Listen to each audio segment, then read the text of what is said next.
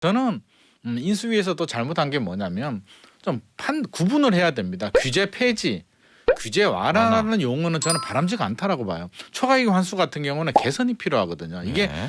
지금 뭐 3억, 4억, 5억 추가 분담금 낼 수 있는 사람이 많지 않기 때문에 개선이 필요하고 보완이 필요한 거지 이게 규제 완화로 받아들이면 곤란한데 표현 자체를 규제 완화로 했단 말이에요. 그러다 보니까 시그널. 시그널 네. 자체가 틀렸다고 봐요. 이거는 규제 완화가 아니라 잘못된 부분이 개선이 필요한 거지 그걸 규제 완화로 이렇게 자꾸 시그널을 주다 보니까 잘못된 그릇된 기대감이 생기면서 지금 잘못된 반응을 하고 있는 것 같습니다. 103.5 FM 돈을 이해하는 시간 정철진의 목돈연구소. 언제쯤 내 집 마련에 성공할까? 지금일까? 기다릴까? 부동산에 대한 이슈와 궁금증 나눠봅니다. 김인만의 이만저만 부동산. 네, 부동산 경제연구소 김인만 소장 스튜디오에 나와 계십니다. 안녕하십니까? 안녕하세요. 0230번님 부동산 코너 몇 주 만인가요? 요사이 부동산 시장 거래량도 많고 심상치가 않아요. 김인만 소장님 많이 기다렸습니다. 저도 이제 궁금한 게 많이 쌓여 있고요. 네. 중요한 것은 강남 지역을 필두로 해서 거래가 그렇죠. 좀 맞습니다. 뭐 용산도 풀리고 있고 먼저 전반적인 시세 한번 또 보고요. 강남 일기 신도시 용산 한 번씩 좀 점검을 좀 해볼까요? 우리가 뭐 강남하고 용산 오르는 거는 이미 이야기가 나왔고요. 네. 뭐 그 정도까지만 멈췄으면은 저는 걱정을 안 합니다. 뭐 그들만의 리그고요. 뭐 네. 청와대 이전의 호재도 있고 뭐 강남은 원래 또 그런 지역이니까 하는데 이게 강남에서 멈추지가 않고요. 지금 번지고 있네요. 네. 일기 신도시. 분당도 좀 이해는 됩니다. 뭐 분당이니까 뭐 한 호가 1억 올라도 뭐 강남 프리미엄? 그나마 예. 이해를 해주려고는 하는데 이게 네. 강남뿐만 아니라 지금 일산 또 거래량이 2배가 늘어났고요. 네.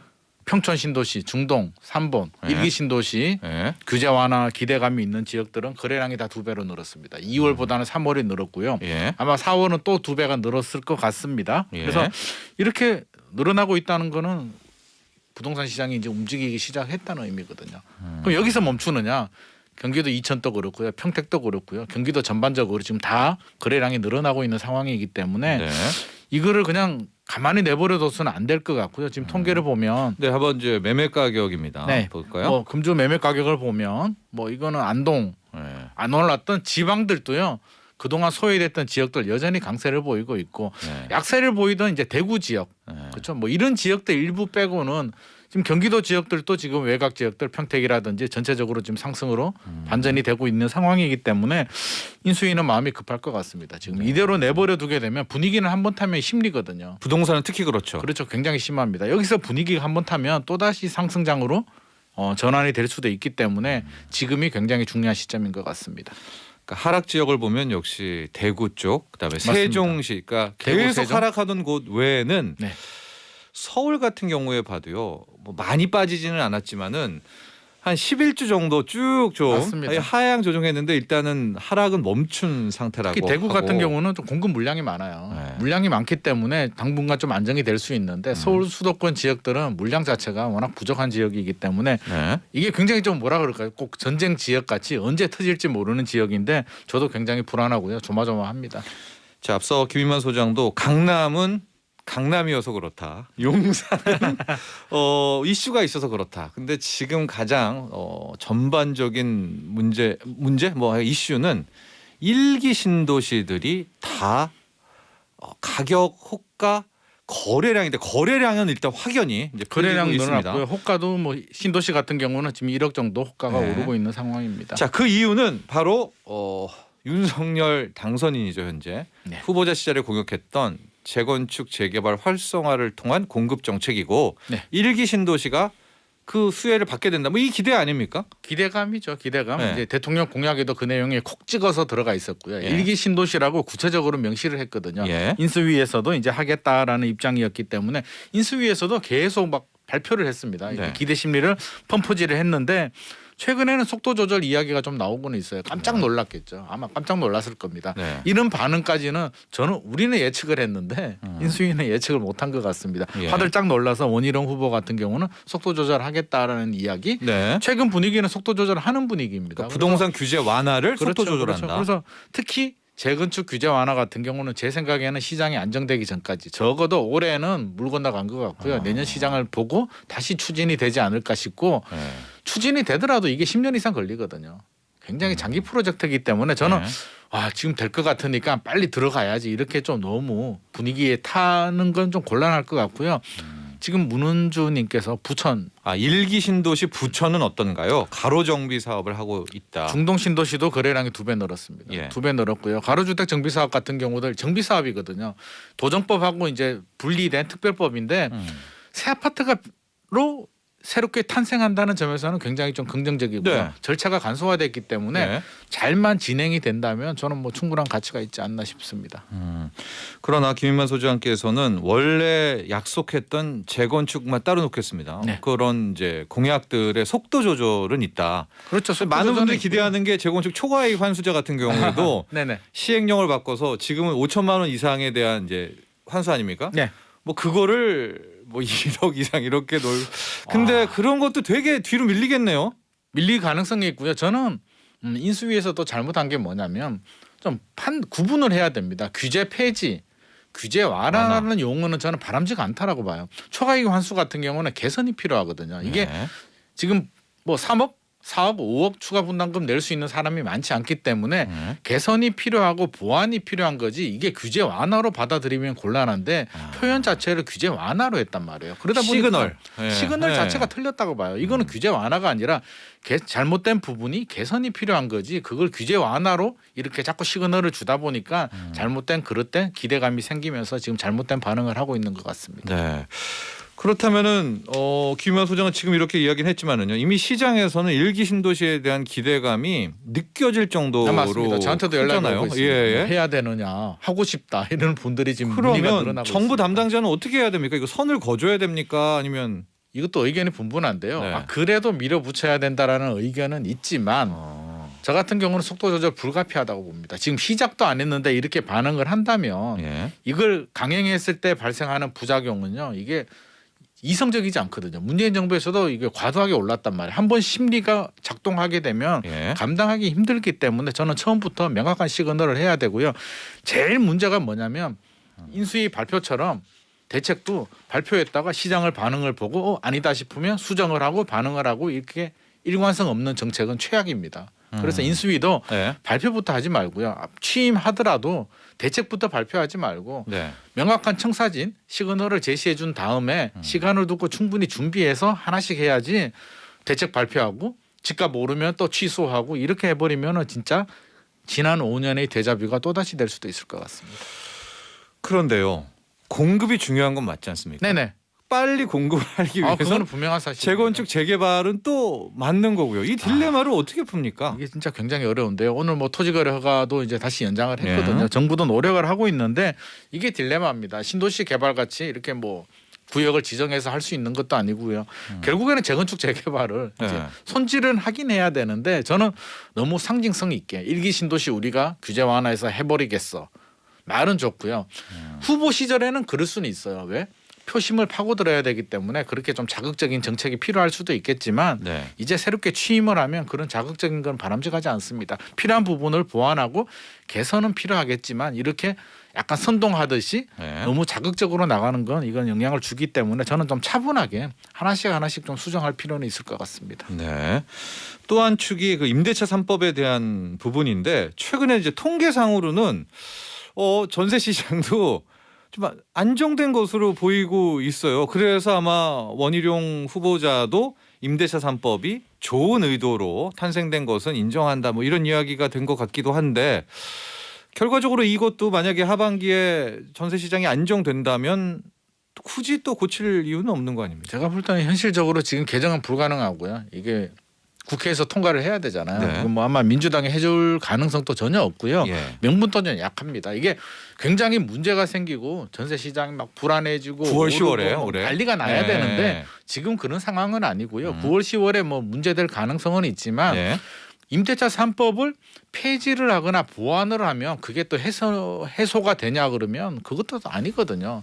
그래서 저는 다른 보완 대책으로 좀 해야 되지 않을까. 상생 임대인 제도를 좀 보완을 하든지 네. 임대사업자 제도를 보완을 해서 임대인한테 인센티브 너 5% 이내로 올리면 우리가 다른 혜택을 줄게. 예. 뭐 한 10년 동안 안 올리면 뭐 종합부동산세를 합산 배제를 해준다든지 그런 인센티브를 준다면 저는 충분히 할 수 있는 문제이기 때문에 이미 만들어진 법을 다시 또 바꿔버리게 된다면 또 선의의 피해자들도 생기잖아요. 네. 8월 달에 난 갱신하려고 했는데 법이 바뀌어버리면 엄청난 혼란이 생기기 때문에 그것도 너무 자극적이죠. 바꿔버리겠다. 후보 시절에는 가능하겠지만 지금은 그렇게 좀 자극적으로 폐지하겠다 뭐 이렇게 나가는 건 좀 바람직하지 않는 것 같습니다. 순서상으로는요. 제 생각에는 임대차 3법을 먼저 좀 확실히 해놓고 매매 시장에 대한 맞습니다. 규제 완화를 하는 건 어떤가요? 왜냐하면 임대차 3법도 맞습니다. 세입자들의 문제이기도 하고 그게 더 시급한 문제죠. 또 기다릴 수 없는 그쵸. 문제입니다. 또 전세가와 매매가는 늘 연동되고 있는 것 같긴 있기 때문에 뭐 초과이익 환수 같은 경우는 뭐 네. 물론 초과이익 환수도 이제 뭐 시점이 중요하긴 하지만 임대차 3법 같은 경우는 8월 넘어가면 일단 문제가 생기거든요. 네. 계약갱신 한번 사용하신 분들이 문제가 생기기 때문에 이거는 명확해야 돼요. 지금 임대차 3법을 개정을 하느냐 네. 우리는 개정을 하지 않고 보완을 통해서 하겠다라는 내용은 지금 또 충분히 가능하기 때문에 네. 1순위는 우리 서민 주거 안정을 위한 임대차 3법 보완 폐지나 개정이 아니라 저는 보완 대책을 준비를 하는 게 필요하다라고 생각합니다. 원희룡 국토부 장관 내정자가 딱 이제 되고요. 청문회 통과해서 딱 되고 가장 먼저 딱 이 임대차 3법 이렇게 보완하고 싶다라는 걸 내놓으면 어떨까요? 저는 박수 쳐주고 싶습니다. 와. 그게 우선이고요. 내용은 봐야 되겠지만. 내용은 봐야 네. 되겠지만 뭐 개정한다, 폐지한다, 또 국회에서 싸우고 이러면 안 될 것 같고요. 네. 충분히 행정력으로 할 수 있는 부분, 뭐 보완 대책들 있잖아요. 상생 임대인 제도도 1년만 혜택을 줬잖아요. 2년 안 올리면 1년, 실거주 요건 1년 혜택을 줬는데 그거를 뭐 4년 동안 안 올리면 2년으로 해준다든지 충분한 인센티브가 있기 때문에 임대인 집주인들 입장에서는 아니 내가 받을 혜택이 더 많다면 굳이 안 올려도 되는 거거든요. 그래서 저는 그렇게 좀 서로 상생할 수 있는 그런 환경을 좀 만들어주는 게 더 중요하다고 생각합니다. 계약갱신 청구권 예외 조항 이런 부분은 좀 민주당과 한번 만나도 될 것 같은데. 예외 조항이 지금 또 분쟁이 생기거든요. 이게 예. 분쟁이 뭐 청구하면 집주인은 거주 안 하는데 거주한다라고 이제 뭐 분쟁이 생기는 이유가 근본적으로 보면 이게 강제로 눌러서 그렇거든요. 집주인은 안 올리면 내가 손해를 보기 때문에 어떻게든 올리고 싶은 마음인데 안 올려도 다른 혜택, 뭐 합산 배제, 종부세, 주택에서 빼줄게, 실거주 연수를 채워주고 연수를 네. 빼줄게라고 네. 하면 올려준다라고 해도 아마 저 같으면 거절할 것 같습니다. 안 올려도 돼. 내가 받을 혜택이 많은데 뭐하러 올리려고 편하게 사세요. 이렇게 나올 것 같거든요. 네. 윤석열 정부의 부동산 규제 완화 가장 먼저 좀 임대차 3법부터 확실히 하고 시작했으면 좋겠다. 이런 맞습니다. 조언도 함께 들어봤고요. 오늘은요. 우리가 이제 재건축 이야기를 했지 않았습니까? 네. 이것과도 연관이 있는 사건. 아마 여러분은 관계도 없겠지만 뉴스에서 싫더라도 이 뉴스를 보실 수밖에 없습니다. 바로 둔촌 주공. 단군 일의 최대 재건축 사업이라고 하고 있는 둔촌 주공. 아파트를 한 절반 정도 지금 재건축을 짓다가 멈춰 있다. 사이즈가 12,000세대의 엄청납니다. 미니 신도시급인 맞습니다. 거죠. 이게 왜 멈춰 선 것이고 이게 어떤 영향을 앞으로 서울 집값, 대한민국 부동산 집값에 영향을 미치게 될지 한번 정리해 보죠. 이게 1200세대 정도면 이슈가 되지도 않습니다. 뉴스에 나오지도 않는데 12,000세대예요. 무려 12,000세대. 헬리오시티보다도 더 큽니다. 예. 12,000세대면 서울의 1년 입주 물량의 절반 정도고요. 2023년 예. 내년이죠. 내년 8월에 입주 예정이었습니다. 내년에 서울시 입주 예정 물량이 23,000호 정도 되거든요. 둔촌 주공 12,000호가 빠져버리게 되면 절반 또 달성하지 못합니다. 그래서 잠깐만요. 그러니까 내년 입주입니다. 네. 예, 분양이 아니라 입주가 내년 입주 물량 25,000을 잡아놨는데 서울이 23,000 정도, 23,000. 23,000에서 24,000 정도 우리가 예상을 하고 있는데 둔촌 주공이 그 중에 이제 내년 8월에 절반 입주죠. 이상을 차지하고 있죠. 12,000. 그렇죠. 이게 빠져버리게 되면 그래서 우리는 둔촌 주공 우리하고 무슨 상관이 있어? 라고 생각할 수 있는데 그게 아니라는 거죠. 내년에 입주 물량이 반토막 나면 전세 시장에도 문제가 되고요. 네. 매매 시장에도 또 자극을 주기 때문에 그렇죠. 이게 강 건너 불구경할 문제가 아닙니다. 제가 며칠 전에도 한번 다녀왔거든요. 현장에 네. 다녀왔는데 위치권 플랜카드가 붙어 있고요. 굉장히 좀 좀 무섭더라고요. 이게 와 한 11층, 12층까지 이제 올라갔는데 멈춰버렸거든요. 네. 굉장히 좀 무서운 상황인데 왜 이런 문제가 발생했냐면 이유는 두 가지가 있습니다. 네. 히스토리를 보면 2020년이죠. 한 2년 전 2월에 착공이 들어갔어요. 시공단층에서 착공이 들어갔는데 4월에 일반 분양을 하려고 했거든요. 네. 그럼 계획이 착공 들어가고 두 달 있다가 일반 분양을 해서 들어오는 계약금, 중도금 돈을 가지고 이제 공사를 하면 이 패턴이잖아요. 패턴이잖아요. 네. 아무런 문제가 없었는데 네. 일반 분양을 못 하게 됩니다. 분양가 상한제 때문에 조합은 3.3제곱미터당 우리 평당이라고 하죠. 3,550만 원 정도는 해야 된다. 네. 2년 전 얘기입니다. 지금은 더 올라가야겠죠. 네네. 허그 주택도시보증공사는 안 된다. 2,700에서 2,900 정도로 해야 된다. 네. 서로 줄다리기 하다가 분양 일정을 못 잡았습니다. 아 그때 생각나요. 그럼 우리 후분양 뭐 비슷하게 뒤에 그렇죠. 가겠다. 후분양을 예, 간다. 예, 뭐 예. 말도 많았죠. 예. 그래서 2년이 흘러갔는데 시공단 측에서는 공사는 했잖아요. 무슨 돈으로 했을까요?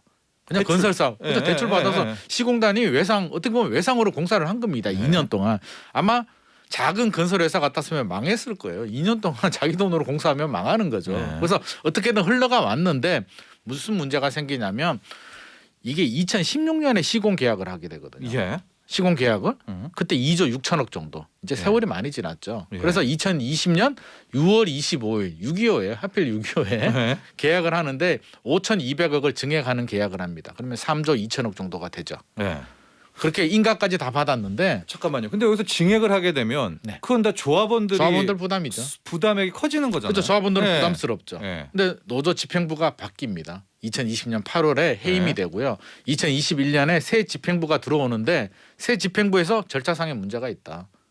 인정 못하겠다. 증액계약 5,200억 인정 못하겠다. 예. 시공단 측에서는 무슨 소리야 이제 와서 니들이 네. 집행부 바뀌었다고 해서 왜 인정 못하냐라고 분쟁이 생기면서 결국에는 이 지경까지 왔고요. 예. 지금 그 조합에서는 소송하겠다. 안 되면 너희들 계약 해지 시켜버린다라고 나오고 있고 아 시공 이제 건설사들요. 예. 조합에서는 건설사는 해라. 우리는 유치권 들어가고 지금까지 공사했는 것만 주면 빠지겠다. 우리 안 해도 돼. 예. 라고 해서 지금 강대강 대치가 되는데 어제 뉴스를 보니까 이제 조합에서 약간 유화적인 제스처가 나오기도 합니다. 예. 시공단 측에서 이렇게 나오는 이유는 제 생각에는요. 예. 최근에 자재값도 굉장히 올랐고 인건비도 올랐잖아요. 5,200억 증액 가지고도 아마 시공단 측에서는 마진이 별로 없을 겁니다. 안 하고 싶을 거예요. 솔직히. 울고 싶은데 저는 뺨을 때렸다고 생각하거든요. 그러니까 네. 유치권 걸어놓고 시공단 측보다는 저는 조합이 더 아쉽다고 보는 거죠. 근데 이게 하루 이틀 이제 멈추고 공사가 중단이 되면 현재 이 공사 자체가 대출을 받아서 한 거잖아요. 네네. 그럼 대출 이자가 눈덩이처럼 불어나는 거 그럼요. 아닙니까? 엄청나게 불어나죠. 지금 중단이 되면은요. 이주비 대출을 받았잖아요. 이주비 대출 조합원들 예. 이주비 대출 금액이 엄청나면 조 단위예요. 1조 한 2천억인가? 1조 2,800억이네요. 그렇죠. 사업 대출이 7천억. 이자만 연 800억입니다. 조합에서 내야 될. 조합원들이 내야죠. 부담할. 그렇죠. 예. 한 달에 67억씩. 그럼 조합원들 입장에서는 그 돈이 사업 기간이 길어지게 되면 예. 눈덩이처럼 커지고요. 결국은 또 내야 될 돈이잖아요. 지금 또 평균 3억 정도 이주비 대출을 받았는데 이주비 대출이 또 문제가 뭐냐면 7월 달에 만기가 돌아와요. 그러면 1금융권에서 연장을 해줘야 되는데 이게 부실 사업장이 돼버리면 은행에서도 만기 연장을 안 해주게 되면 일시상환 또 해야 되거든요. 근데 새로운 은행 플레이어는 안 들어올 것 같은데요. 안 들어오고요. 제주도는 안 들어올 것 같아요. 말은 시공단 네. 너희들 계약 해지 시켜버리겠다라고 하는데 현실적으로 그게 불가능한 걸 시공단에서도 알고 있어요. 시공단이 어느 건설사가 참여를 했냐면 현대건설, 예. HDC, 대우건설, 롯데건설, 내놓으라는 일군 다 참여했어요. 남은 게 삼성물산, 레미안하고 이제 GS 자이가 있는데 그분들이 52% 공정에 부실 사업장에 들어오느냐. 현실적으로 불가능하거든요. 그런데 조합원들의 입장도 있는 것이요. 네. 증액에 대한 계약 과정이라든가 뭐전 절차상의 문제는 있죠. 집행부겠죠. 네. 여기에 대해서 어떤 비리나 뭐가 문제가 있었다면 이건 좀 해결하고 싶은 것이고요. 또 네. 해결도 해야 되는 것 아닙니까? 그래서 이게 이제 딜레마에 빠지게 됩니다. 해결을 하고 싶은데 시공단 측에서는 무슨 소리냐. 뭐 절차상의 문제가 있더라도 시공단은 절차상 문제가 없다라는 입장입니다. 서로 첨예하게 맞서고 있고 소송을 하게 되면 또 1년 2년 그냥 가잖아요. 네. 그 부담은 결국에 누가 지느냐. 또 조합원들 부담으로 가기 때문에 시간은 조합원들의 편이 아닙니다. 지금 상황에서는. 그래서 이게 시간이 기다려주지 않고요. 서울시도 마음이 급합니다. 그러니까 서울시나 강동구청은 뭐 하고 있습니다. 이럴 때 좀 빨리 관이 했죠. 코디네이터를 투입을 해. 코디네이터가 조정자거든요. 네. 그래서 뭐 변호사, 건축 전문가들, 뭐 투입을 해서 중재를 했는데 중재가 안 됩니다. 5,200억이 걸려 있는데 네. 그런 사람들이 와가지고 중재를 한다고 해서 서로 입장이 달라질 건 없거든. 조합원들은 부담을 낮추고 싶고 네. 시공단 측에서는 무슨 소리야. 지금 우리가 더 올려도 지금 모자랄 판에 5,200억도 인정 못하겠다고? 우리는 안 해. 그냥 유치권 걸어놓고 우리는 안 해. 다른 사람이 다른 시공단이 들어오면 우리 공사비 줘. 우리 나갈 테니까. 지금 이런 입장이기 때문에 지금 조절이 안 되고 있고요. 유일한 방법은 제가 볼 때는 일반 분양가를 좀 올려주는 방법밖에는 없을 것 같습니다. 그거는 정부에서 좀 할 수 있는 건가요? 정부하고 서울시에서 이제 서울시에서? 머리를 맞대고 해야 되는데 이게 잘못된 선례가 될 수도 있는 거고요. 예. 근데 또 한편에서 보면 기준이 너무 낮은 것도 사실입니다. 일반 주변 시세 새 아파트 시세가 한 5천에서 6천만 원 정도 3.3제곱미터당 되는데 네. 이걸 뭐 3,500, 4,000도로 너무 낮춰버리게 되면 사실 당첨되는 사람만 이득을 많이 보는 구조기 때문에 주변 시세보다 높이면 안 되겠죠. 낮추긴 낮추는데 약간 네. 좀 현실화할 필요도 있지 않나 하는 생각도 합니다. 지금 이영희님이 이게 도미노 같이 다 연결되어 있겠어요. 아. 유유하셨는데 맞습니다. 맞습니다. 저희가 맞고요. 지금 둔촌주공을 이야기하는 것이요. 뭐 그 아파트 이게 아니라 12,000가구의 입주 물량입니다. 입주 요즘에 물량도 문제고요. 네. 최근에 이제 자재값이 오르기 때문에 이런 사업장들이 늘어날 수 있다는 거죠. 시공사들은 답이 안 나옵니다. 여차하면 그만두고 싶은 사업장이 많고요. 지금 또 중단되는 사업장들이 굉장히 속출하고 있습니다. 아까 우리 파주에도 중단된 아파트가 공사 중단된 아파트가 있다고. 있죠. 지금 뭐 동대문 이문도 그렇고요. 예. 여러 군데서 터지고 있는데 예. 이거를 물론 뭐 시공단 측에서도 그렇죠. 계약은 했지만 우리가 손해보고 할 수는 없지 않냐. 이렇게 전쟁 사태로 원자재 값도 오르고 인건비도 오르는데 오르고. 어떻게 하느냐. 결국에는 올릴 수밖에 없는 구조기 때문에 서울시나 정부도 무조건 분양가 상한제만 고집할 것이 아니라 어느 정도 현실화는 필요할 것 같습니다. 근데 이제 서울시나 강동구청이 이제 개입을 합니다. 네. 그래서 지금 어쨌든 둘 모두에게 원하는 해법인 분양가를 결국에는 상한제 풀어주면서 일반 분양가를 높인다. 근데 풀어준다라는 표현보다는 예. 어느 정도 약간 현실화가 좀 필요하죠. 현실화인데. 너무 많이 풀어주면 또 안 되는 거고요. 크게 돼야 되는 거 아닙니까? 또? 그렇죠. 돼야 되는 잘 거죠. 된다는 거 보시는 근데 거죠? 현실적으로 네. 그 방법밖에 없기 때문에 아, 지금 서울시도 굉장히 마음이 급하거든요. 내년에 입주 물량 반토막 나서 집값이 또 오르게 되면 예. 새로운 그 윤석열 정부도 부담스럽고요. 공급을 확대를 해야 되는데 서울시도 굉장히 부담스럽죠. 이거 부족한 만세대를 어디서 구할 거냐고요. 결국에는 이게 풀어야 될 숙제이기 때문에 머리를 맞대고 결국에는 우리 시민들하고 국민들하고 조합원들이 피해를 볼 수밖에 없는 상황이니까 머리를 네. 맞대고 서로 좀 양보를 좀 해야 될 것 같습니다.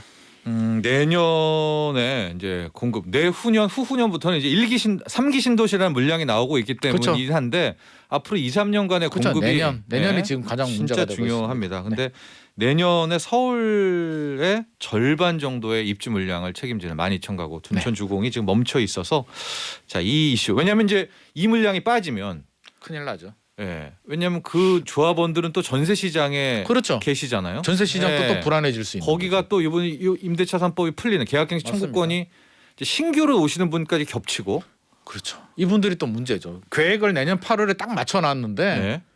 이거 어떻게 되지? 나 어떻게 해야 돼? 지금 굉장히 혼선에 빠지고 있고요. 주변에 임대차 시장에도 영향을 주기 때문에 예. 진짜 이게 그냥 강 건너 불구경할 문제는 아닌 것 같습니다. 연쇄적인 진짜 우리 네네. 청취자분 문자대로 네. 네. 9689번님 김인만 소장님 저는 이번에 둔촌주공 아파트나 광릉 아파트 사태를 보면서 새로 지어질 아파트 분양을 받아서 들어가는 것에 대한 두려움이 생겼습니다. 청약 받기 전에 그런 위험이 생길 것을 미리 알 수도 없으니 유유하셨는데 야, 이게 사실 선분양 제도의 이게 문제일 수도 있거든요. 이 시장이 좀 안정돼야 되는데 최근에 자재값도 오르고 또 이게 특히 이게 정비 사업 같은 경우는 조합하고 시공단 측의 갈등 네. 또 조합원들 간의 갈등도 있어서 이게 참 어려운 숙제이기도 하고요. 이게 고질적인 문제이기도 합니다. 근데 후분양이 또 해법이라고 볼 수 있겠지만 후분양이 아닌 것이 지금처럼 만약에 인플레이션 시대가 이어간다면 아파트 가격은 늘 이 후분양이 되면 가격이 올라갑니다. 지금 같은 경우에 둔촌주공이 후분양을 해서 만약에 내년 2023년에 후분양을 한다면 분양가가 지금보다 훨씬 더 올라가죠. 3년 4년 전에 분양가를 지금 적용하고 있는데 예. 내년에 분양을 한다면 아마 제가 볼 때는 3.3제곱미터당 한 5천만 원 해야 되지 않을까. 5천이요? 예. 그런 생각도 그건 하게 됩니다. 인플레이션이다. 그렇죠. 아, 자재값도 오르고 자재값 예, 너무 많이 올랐으니까. 올랐습니다. 네네. 자, 오늘 1기 신도시 재건축 아파트 그다음 현재 가장 부동산에 뜨거운 이슈입니다. 둔촌주공 재건축 아파트의 공사 중단에 대한 이야기 나눠봤습니다. 오늘 여기까지 하죠. 감사합니다. 감사합니다. 부동산 경제연구소 김인만 소장과 함께했습니다. 나도 부자 되고 싶어서 라디오를 켰어. 정확하고 철저한 정철진의 목돈 연구소.